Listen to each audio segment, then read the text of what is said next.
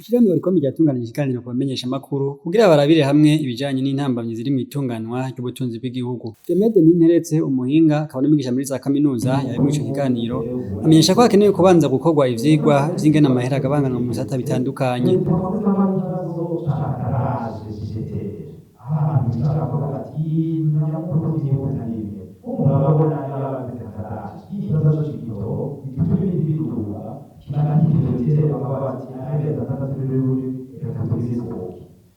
Aha turavuga nko kuzerekeye iyi abakozi ati ibyo abakozi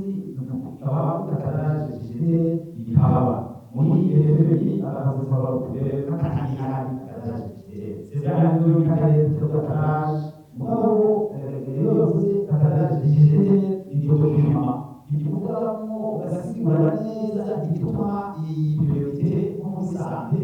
igikomeye gusuzuma nk'akaroge uterekeye uburiri cyangwa bagasigura ibyo bita opérationnel n'ibintu manini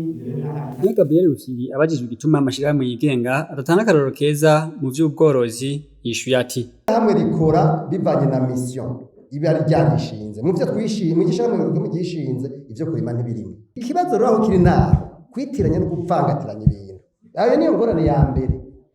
nabivuze igihe hatari planification nk'ubu ugenda kubabaza ndabasavye abantu babiyumviriye umugambi w'inkwavu murabaza document de politique y'ivyo by'inkwavu batwereka abahinga babitwigiye batubwire muri bukaba mugambe gutera amavuka ni mu mwuka mwese barawuvuze bawutanga gutyo gusa n'ubiri mu kirere izo voka ziri ico gihe ivoka ndibaza yakugwa nk'ijana cyangwa amajana abiri ubivuka nzizigeze ku 2000 nibaza yuko mwe twavuga twaherako la planification abahinga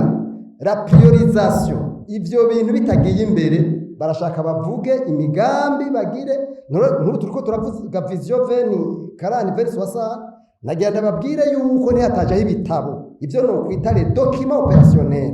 nta namwe iyo migambi n'izo mborozo dushikana Firuka mu gihe amashirahamwe yigenga akunda kwagirizwa ko avuga bitagenda neza gusa